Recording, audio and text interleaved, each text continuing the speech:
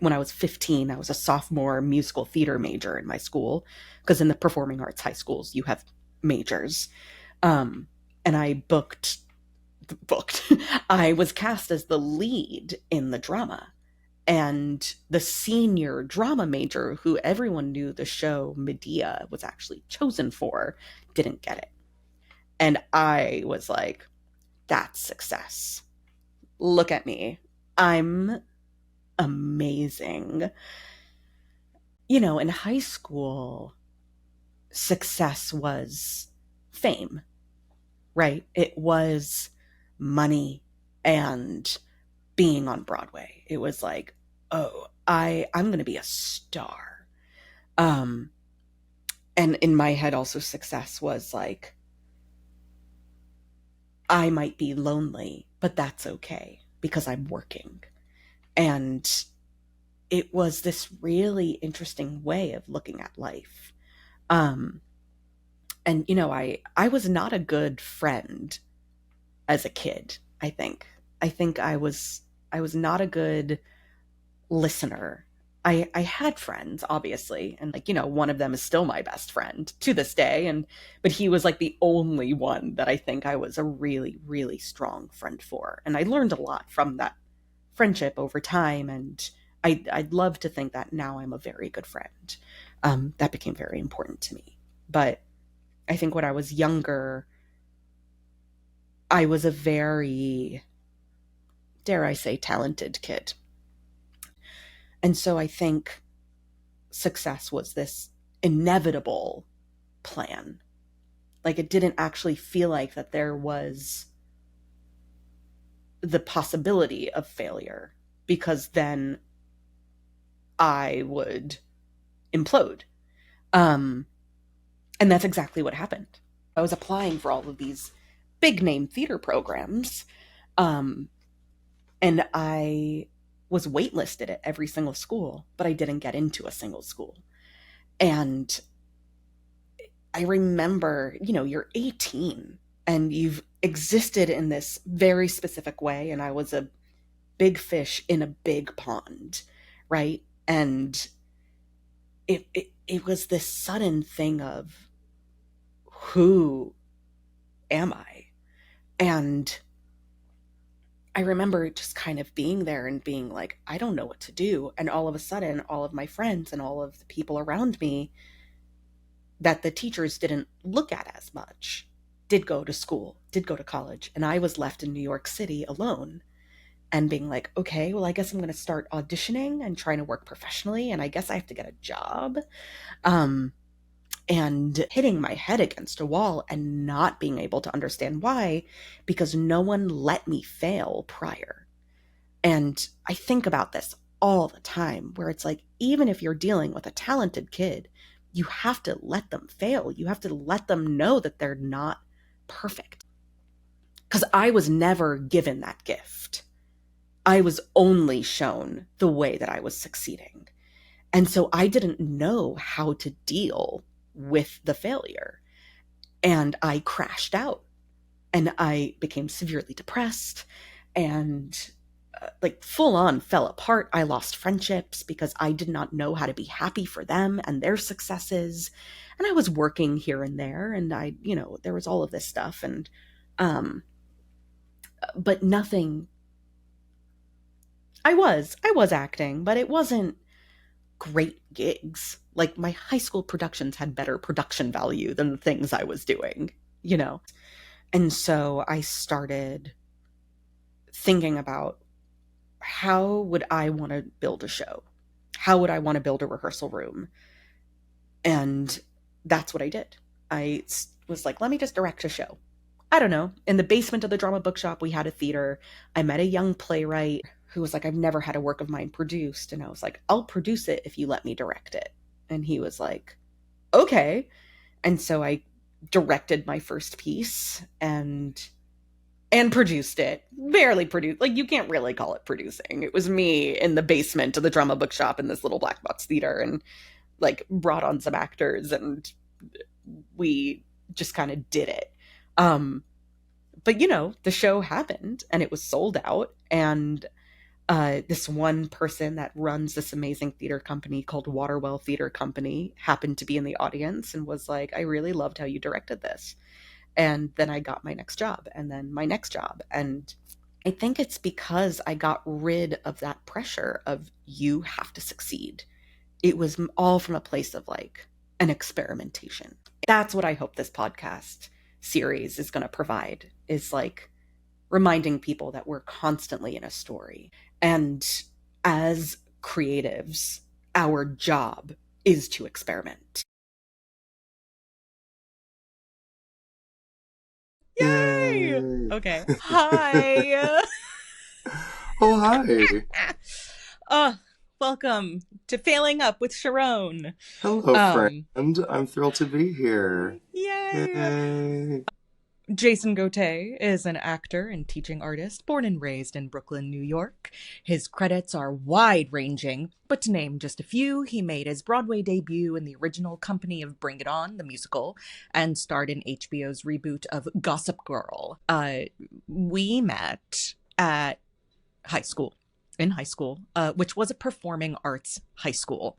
High school is so fascinating in general, but when it's a performing arts high school and where being talented is not the exception, but is the baseline to be there. How for you was the idea of success or failure presented? Like what were the expectations around the ideas of success and failure for you? That's a great question. I mean, first of all, arriving to PPAS, the Professional Performing Arts School, was already such a success for me. I remember that being a preteen, auditioning for various performing arts high schools in New York, getting accepted to one of these schools and being able to attend was already something I considered a huge success. And so walking in the building that first day, there was, and I don't know if you agree, this level of achievement already, a pride and an excitement.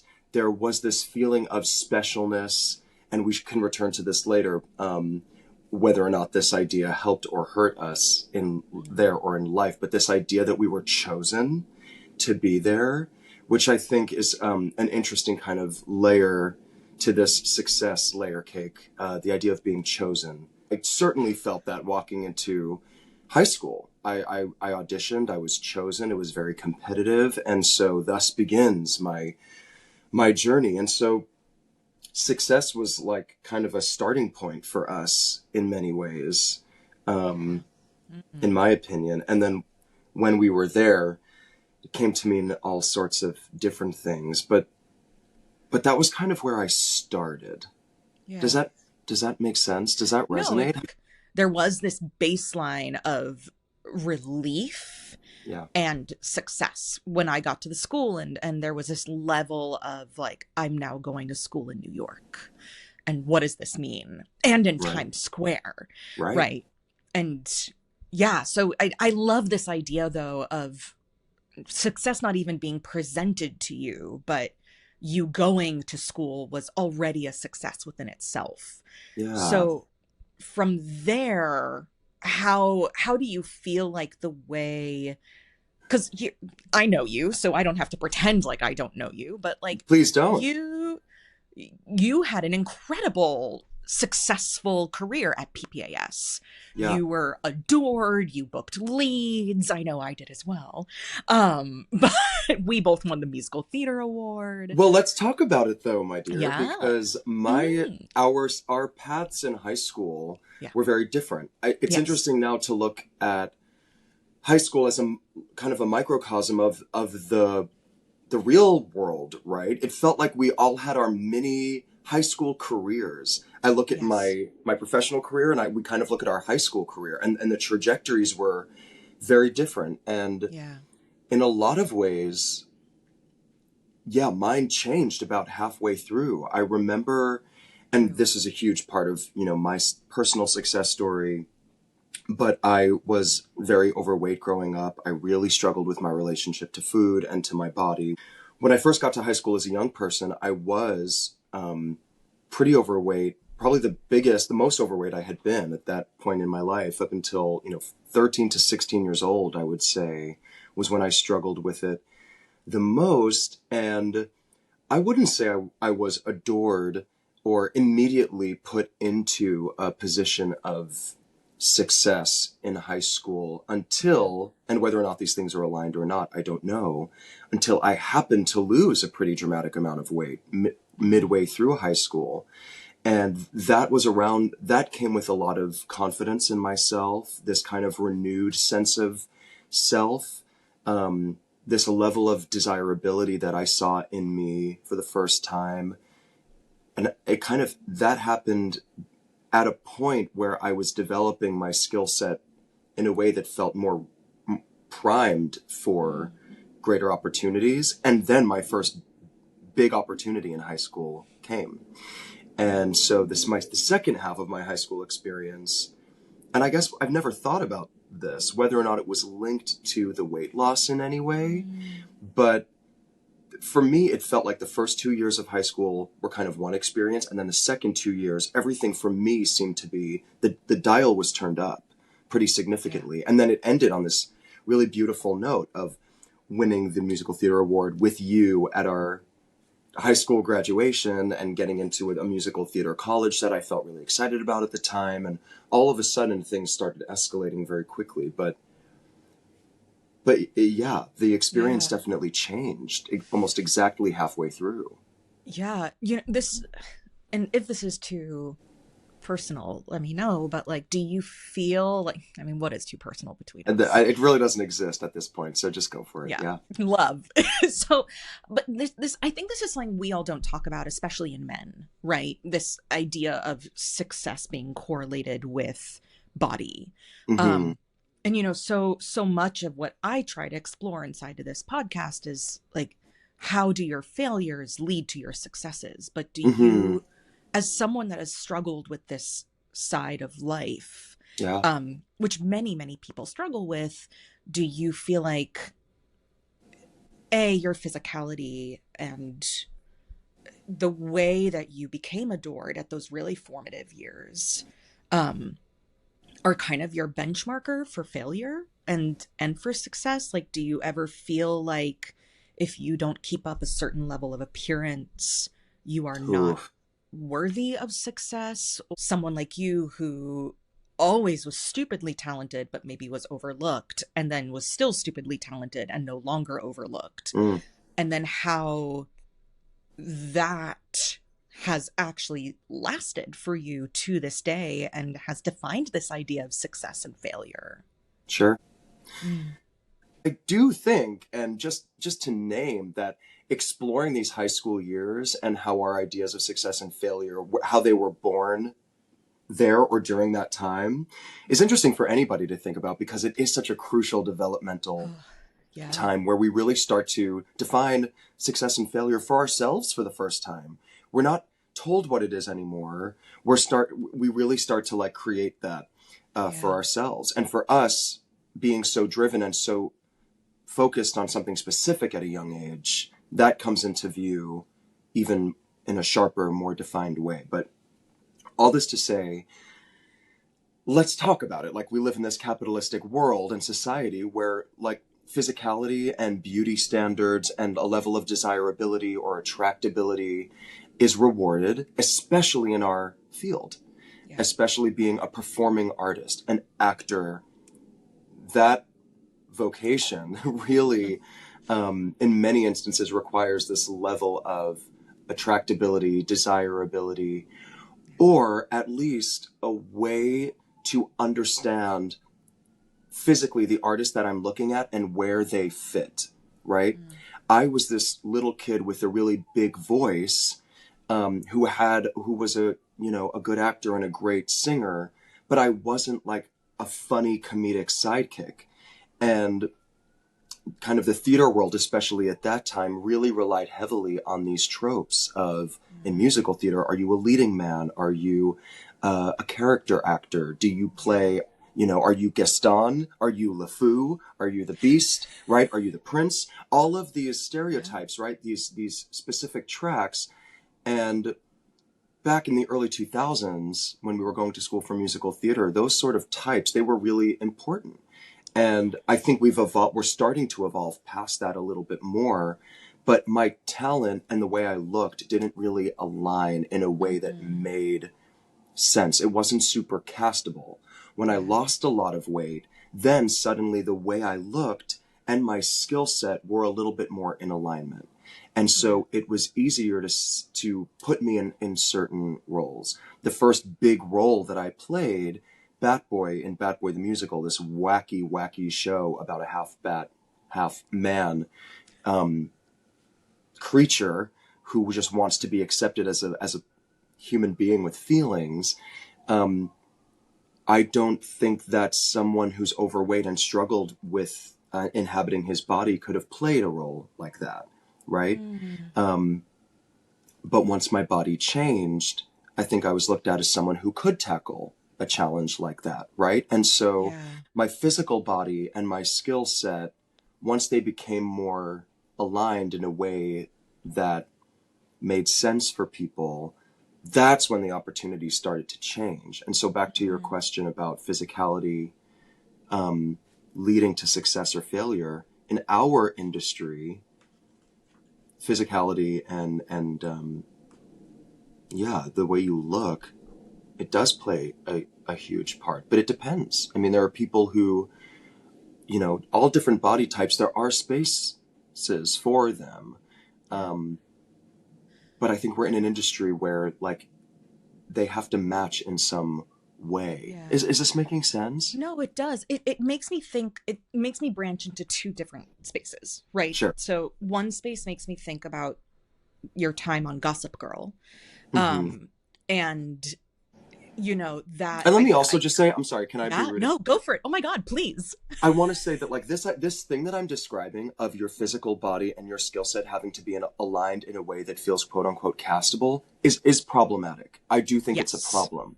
Yeah. And I don't want anyone to think that I'm talking about this in a positive way. I'm looking at this idea as something that I want to change, because it did end up both helping and I benefited from it. And I struggled with it a lot in high school. Right. Yeah. But it's the questions we're asking now about why can't a plus size woman be the heroine of her own love story in a big commercial rom-com or in a big Broadway musical. Right. We haven't really seen that. Without plus size being the point of the show. Exactly. Yeah. And so it's those kinds of questions are really important to me as a creator of, theater storytelling. And so I'm recognizing this kind of aspect of the industry. And I want to make sure we're talking about it as a problematic way that people look and see. That's why I started that conversation as in this capitalistic society, because that is kind of the umbrella under which we're all creating. Anyway, carry on. So that actually then makes me ask this question. And at some point, I'm going to jump back into booking Bring It On at such a young age. Sure. And the expectations that created for you around success and failure. And we're going to definitely get there. But this conversation, I think, is so interesting, because if we look at how formative our high school years were, and you are also an educator, in the times of you just being a wonderful human and being I want to teach, but also teaching came out of a place of, I don't know what's happening in my career right now. So then how do you take those feelings of, you understand your body, the history that you have with your body, how that kind of defines success for you, much to your chagrin. And so when you're teaching and working with high schoolers and college kids like you did at Marymount, how do you think that lesson also has come into the way that you are helping other people define their success around their body? It's an amazing question, and it's one that I'm still trying to integrate, because like it or not, if I'm being completely honest, my ideas about the theater world and who should play what part and what material is right for what student, those ideas are so rooted in what we learned. I'm still disentangling a lot of those ideas in my own head. I'm trying to integrate more of my own struggles as a teenager with how I approach working with these young people, because I think I want to, of course, I come into the room with such compassion and so much love and so much empathy for what these kids are going through, because we went through it and all we wanted was a safe place to do the thing that we love and to be encouraged and lifted up and told, yes, you can do that, or yes, you are allowed to try that, or yeah, but this is for you, right? But I still can sometimes see certain kids in certain places based on where we were told we fit, right? I'm thinking of one kid that I've worked with over the years who looked kind of like I did growing up. You know, he's a little bit, you know, has a plus size kind of body, and I do assign him roles that are the best friend. And I'm thinking to myself now, like, did I miss an opportunity to kind of help usher him into a role that was more the hero of his own story? But all of these preconceived notions about casting and storytelling, they're so deeply embedded in all of our brains, because that's kind of what we're fed. It's what we were led to believe. And I also want to help prepare this one kid specifically for the kind of roles that he might be cast in by other people. So I'm helping him understand where in the musical theater canon there might be opportunities for him. Right. And am I helping or hurting him by doing this, right? And how am I taking my experiences and changing that narrative in my own way, or feeding into it, right? That's a hard question for me to sit with, because as an educator, am I preparing my students for the industry as it is right now? Or am I preparing them for the industry as I wish it to be or want it to evolve, right?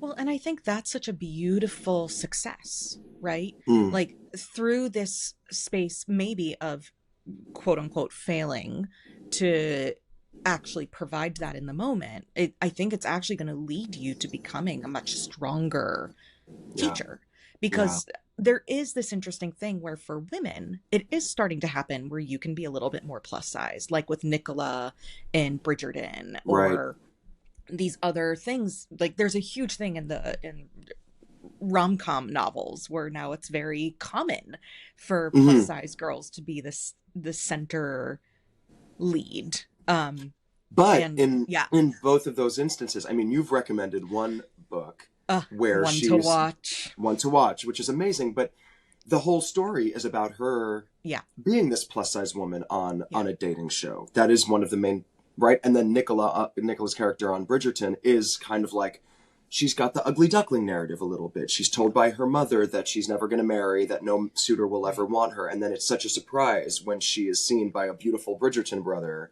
as someone who is desirable, right? So she's to your point, it is changing a little bit, but we're still living in this land of trope, you know? Yeah.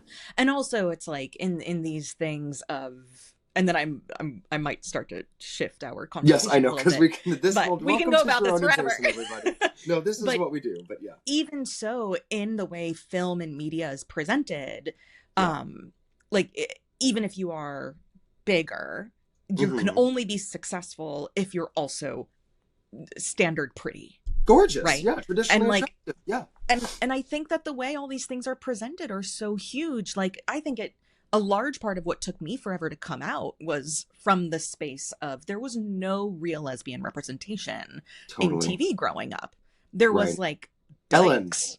There was Ellen. Right. And then there was like the couple on Friends. And that's kind of what we had. But anyway, I think it's so interesting the way that success is presented to us in these formative years on film and TV, and this being your industry. And like, it kind of brings me to this space of wanting to ask you, I keep hitting my microphone.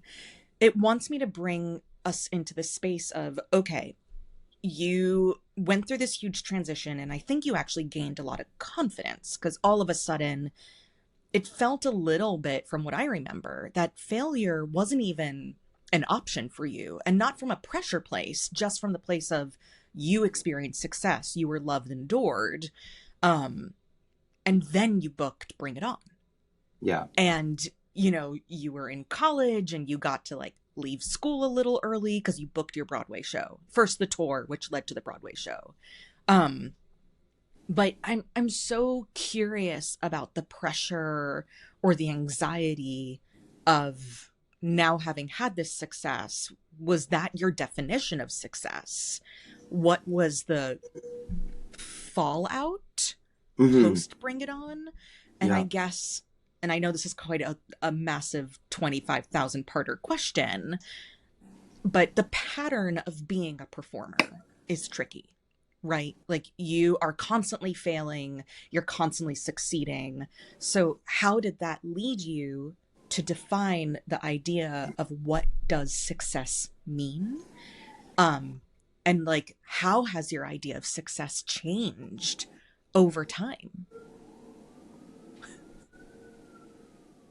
For those who are listening, my facial expression is one of numbness. No, because it's such a massive, I know, beautiful question to answer. And I'm so grateful for the opportunity to kind of like stop at this particular moment in my life and address some of these questions, because I think they're so important. And I'm going to try to go step by step here. So like Sharone mentioned, right at the end of my college education, I graduated college in 2011. I left school a little bit early to do a regional production of Rent, the musical, actually. So good. I sobbed so much. Oh my God. Can we hear this siren that's happening? Yes. Do we want to wait for it to pass? Sure, let's pause. I could close the window, but then I would start to bake because the heat in my apartment is so extreme. Oh, you don't even know the boob sweat that's happening under this sweater right now. Really? Nonstop. It's really great. The heat is crazy in these New York City buildings.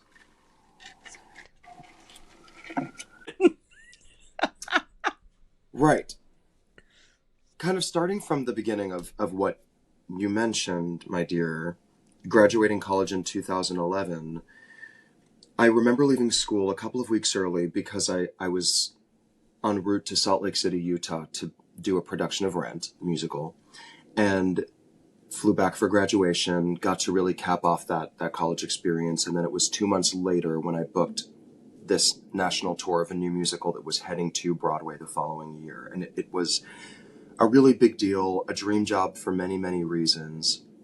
And one of your questions was there any fallout after that? Or how did that experience kind of come to define your idea of success or kind of lead you into your career? And an important part of how I've come to understand my career trajectory as an actor came out of my relationship to my agents, who are my amazing partners in crime in this field. I've had the same agents my entire career, almost 15 years now, and I found them through Bring It On. They saw me in the show.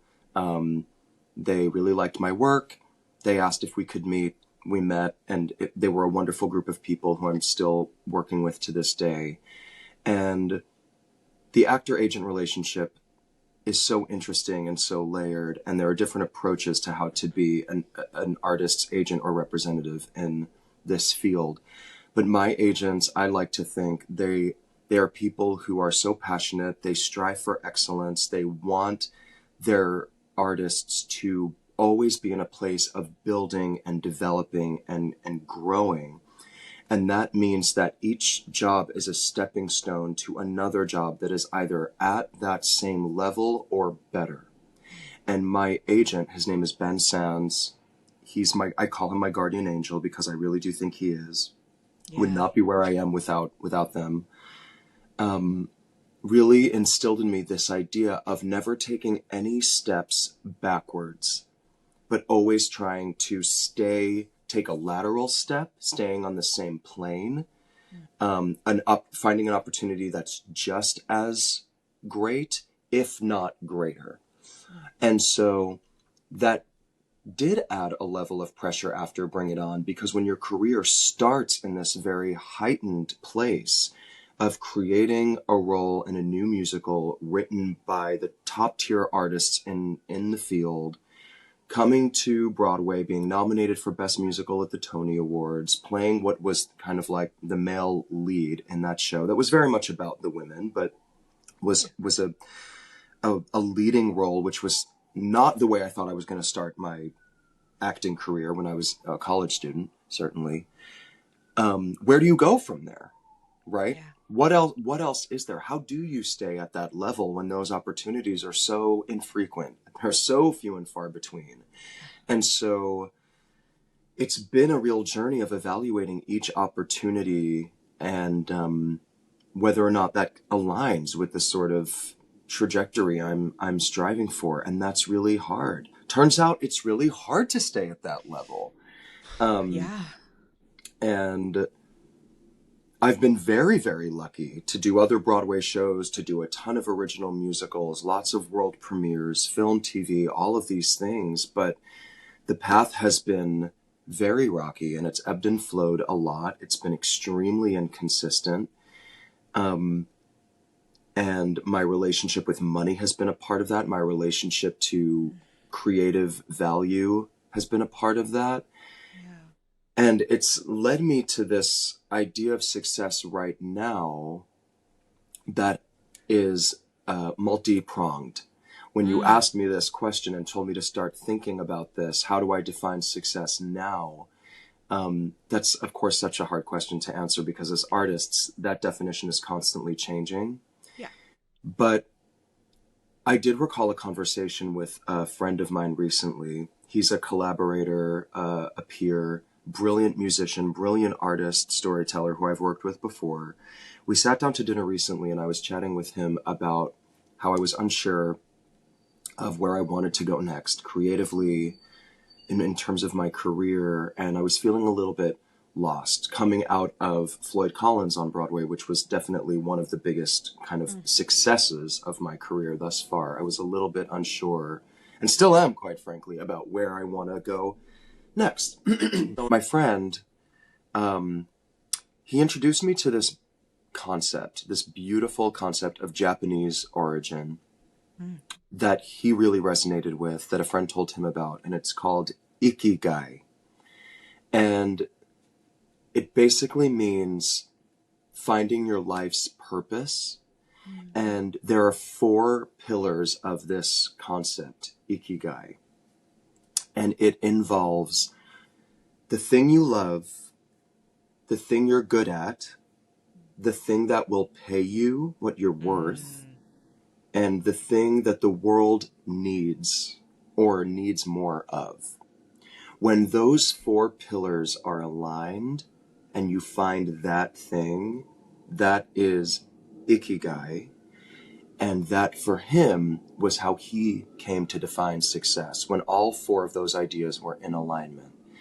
And that resonated with me so much because success is not just one thing. It's actually the alignment of multiple things. That concept that he introduced me to, that feels like the closest definition of success that I can come up with that really encapsulates kind of what it means for me. It means finding the thing I love, which is storytelling, which is performing, finding the thing I'm good at, right? I'd like to think that is where my skills are. Hopefully I want to find an opportunity doing that pays me well, pays me what I'm worth, to live a comfortable life. And I do believe that it is what the world needs or needs more of, right? Yeah, I just found that really beautiful, and all 4 of those things are really, really important to me. Yeah. I think that's a really beautiful thing because I always want to kind of step away from this idea of success being a singular goal, right? Because like I have come to think that success is about a constant as opposed to an achievement.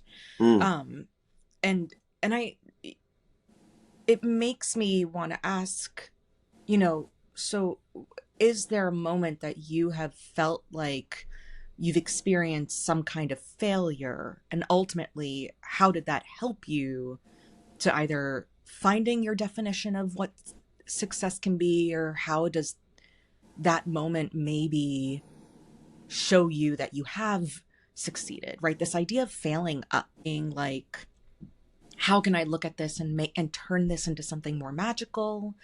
I'm curious where the teaching came in inside of all of this. I keep throwing like the 17,000 parter questions at you, and I am sorry Don't for apologize. that. They're all so great. Yeah, I mean, it just Great. opens up doors to amazing conversation. Mhm. Yeah, I mean, in terms of these moments, I it's hard for me to look back on my career and think, oh, that was a moment of failure. Failure for me is such a big word, and it's a scary word, and it's one that I'm hesitant to assign that word to any experience I've had, because Mhm. failure can feel so final. To label something Mm. as a failure means that there was, there was nothing good that came out of that, right? Yeah. Um, Interesting. Yeah, which yeah, is yeah. so that for me at least is the connotation. That's the feeling I get. Failure for me when I hear that word, and maybe I just have such a strong reaction to it, because it gives me this feeling of finality, that if something was a failure, it's over, it's done. There was nothing good that came out of it, and maybe part of this conversation is allowing me to like redefine my definition of the word failure. Right, but don't Love. you get that feeling a little bit when I someone do. says to you like, "Oh, well, that project was a failure," meaning like Yeah. there was nothing good to take from it. Like Yeah. that's the And I, feeling it gives me, at least. I mean, interestingly, and this I haven't really thought about for a while, but I remember the last few weeks of Bring It On, our Broadway run. This was back in 2012. We, I think, ran on Broadway for about 5 months, and we knew we were closing at the end of the year. And in the month leading up to our closing, I remember all of a sudden, all of us were auditioning for everything. mm, We were seeing each other at auditions. We were hearing about each other's auditions. We knew that the end of our show was coming. And little by little, people started finding their next opportunity. One girl was going on to star in Rock of Ages on Broadway. A good friend of mine was leaving the show a little bit early oh to yeah. start filming a TV show in South Carolina. And so a couple of us were already starting to find that next job. And that wasn't happening for me. I didn't have a job to move on to immediately after Bring It On had closed. And that started to feel a little competitive and scary, right? Because we had all been working on this thing for a year and a half or 2 years of our lives. And now people are immediately going to jump onto other things. And I don't have anything coming up next. What does that mean, right? And then, because I didn't have another job to move on to, and I had some free time and I was waiting for the next opportunity, that is when I started teaching really for the first time. And that's when I decided to put together this workshop that I was going to teach from a local community theater back home in my neighborhood of Brooklyn, New York, where I'm from. I created an 8-week program where I would get, some kids together in a studio on the weekends to just kind of work on musical theater performance. And that was such a successful experience in that it helped me find my other great passion in life. The other love of my life is teaching and mentoring and coaching. And so that came out of a period where I was really unsure, where I was waiting, where I was in the muck, right? Like we're Yeah. calling it. And so that quote unquote failure of not having an opportunity to immediately jump to, that created space for this other career that I've been nurturing and may at some point become my full-time career. Yeah. Um, and so there's definitely, there's something in there that I've never quite put those puzzle pieces together before, but I think that's really important to name. And it sounds cliche, but when, your path feels a little like it's moving in a different direction and that could seem like a failure, it very often does create space for something new or something different that could become maybe your greatest success. I love teaching so much, and I think back to those moments in my training where I felt really seen by a teacher or a director, someone who saw my potential. Sharone, you of course know a couple of the people that I'm talking about. people who saw something special, who encouraged that in me, who really, like you said, saw me. And that is something that I strive to be for every student that I work with, someone who can find the potential in them and unlock it. And I'm a teacher who leads with a lot of positive affirmation. I like to find the balance of how do I challenge you, but how do I lift you up? And I remember being with teachers or directors or mentors who everyone's approach is different, but mine is based in a lot of love, a lot of listening, and a lot of affirmation. A lot of saying things like, you got that. That was amazing. That was so great. Because I think as a young person, being an artist in development is such a vulnerable thing that hearing that you're doing well, that you're on the right track, that gives you the confidence to try again and again and again and again. I also was scrutinized very early on in my career for teaching so young. I started teaching in my early 20s. I looked very young. I'm told now that I still look younger than I am when I tell people that I teach at a college level or I went back to teach at my college. They say, "Oh, well, you're so young. What could you possibly have to bring? What could you have to offer as such a young person who hasn't even lived a ton of life yet?" I know Which I this know very well. you can definitely speak to that a lot. Oh. But that was one of my strengths. That is actually a huge asset of mine. The fact that I am in the business and I do have such a relevant contemporary understanding of the thing that I'm teaching, right? My experience is rooted in the business as it is right now. And so when I teach up and coming theater performers, it's such a benefit to them that I am doing the very thing that I'm teaching them to do. I'm doing it in a very real way at the highest level. And so my experience is real, it's relevant, and it's important to them. A lot of these programs or a lot of these young people are taught by people who have only been teaching for the last 50 years and who are preparing them to enter an industry that they actually don't even know anything about anymore. I don't know everything about the industry as it is, but I know a lot about it because it's what I'm living every single day. And so to be able to give that experience and that knowledge, that insider knowledge to my students is an invaluable resource. And that youthful energy that I was kind of scrutinized for, that has become my superpower because I'm close to the ages of many of the students that I work with. And I also I'm of their generation, and that provides a comfort and an ease and a connection that they can really relate to. They can really see themselves in me, and that develops a trust. And it's a different kind of trust. The dynamic is rooted more in something collaborative, it's rooted in a level of friendship. I like to say that my classrooms are very democratic, which I know is like a little bit of an odd word to use, but in my classroom, I'm not the expert. I am not the I'm certainly the leader, but I'm not the authority because my whole approach is about openness, and I try to challenge myself to be the leader in a room and to be the teacher or be the professor who doesn't have all the answers, who is unafraid to say, I don't know.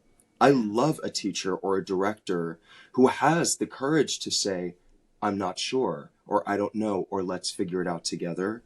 That is a quality that I love bringing into the classroom. I think it surprises the students. It challenges them to have more agency to figure out the answer themselves. And it allows us to play for the same team. It reminds the student, oh, my teacher and I are on the same team and we're figuring this out together. I'm not working alone to figure out an answer that my teacher already has and is waiting for me to arrive at. No, we're actually way more in process together. And so the classroom being a more collaborative space, that feels like a more contemporary approach to teaching that I would like to see more people integrate. That's a little bit of a window into my teaching style. Love. Yeah. Okay, so I have one other. I'm taking a little bit of a I'm taking a little bit of a twist and a turn, I but love it. something that has recently been brought to my attention, Oh and dear. I don't know how I've missed this.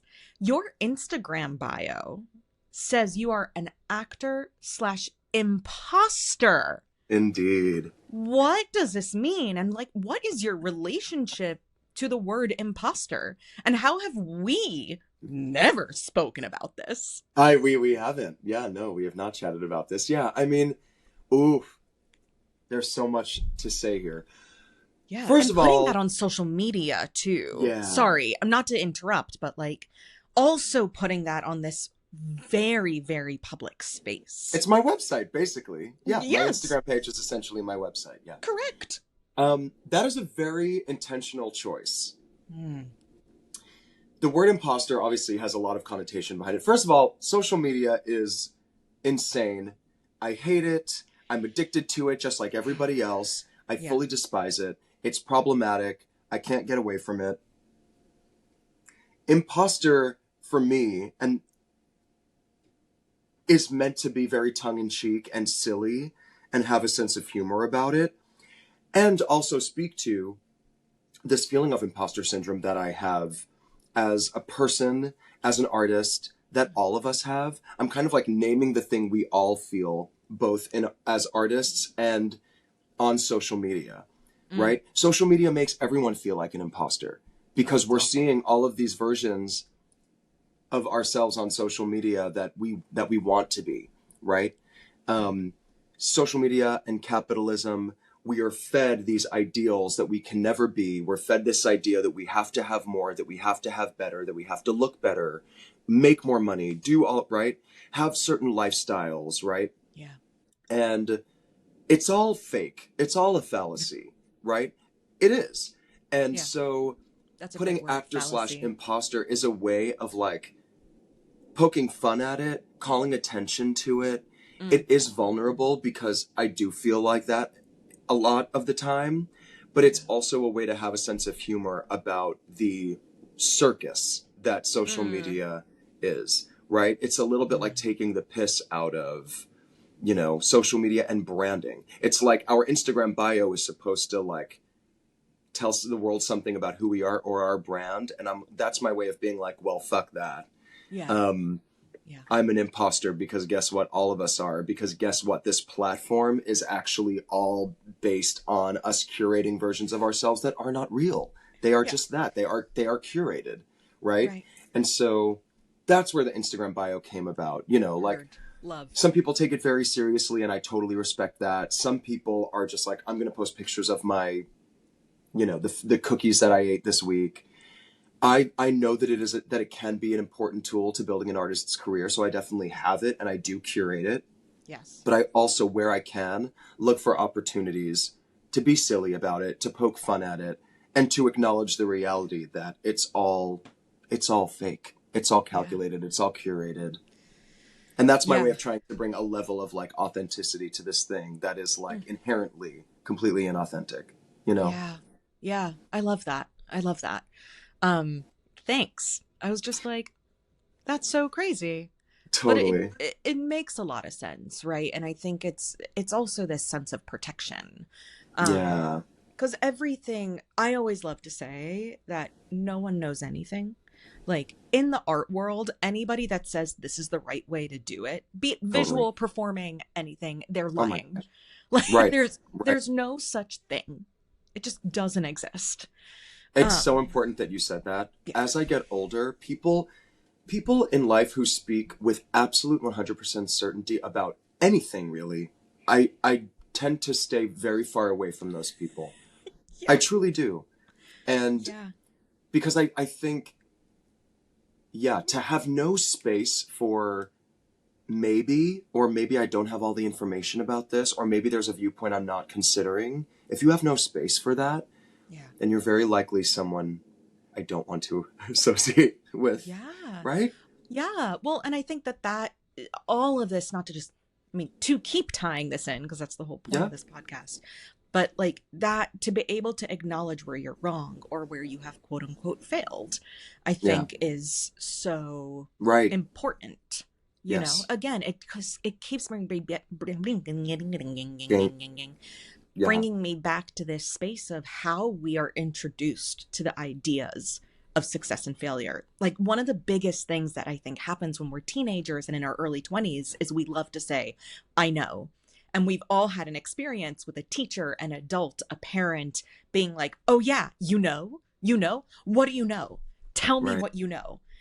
And it's this really interesting thing that comes out of this space of being so afraid to say, I Don't I don't know. know. So how can I learn? I have not been given the tools, or I've avoided the tools, or I haven't found the tools to do these things, Yeah. or how to be a part of a team, or how to explore whatever needs to be explored next. Yeah. So yeah, especially when working in a team setting. Like, theater is all team playing. To- That's just how are you an ensemble. Even if you're the lead, even if you're doing a one-man show, you're still part of a team. You're still part of an totally. ensemble. And it's Um, just fascinating that the juxtaposition of theater being such a team sport, mm, and yet the theater industry is so competitive and relies so heavily on you being the CEO of your own company and figuring yeah, out how to drive that as far forward as you can. That's part of what makes this whole field such a mind fuck, is yeah, that the actual art form itself is so collaborative, yeah. right? And Mm, depends so heavily on collaboration. And yet, in order to be a successful artist in this field, you have to have an understanding of how to drive yourself forward. yeah, So it's so self-centric at certain points, while also being like the most collaborative thing a human being can yeah. do.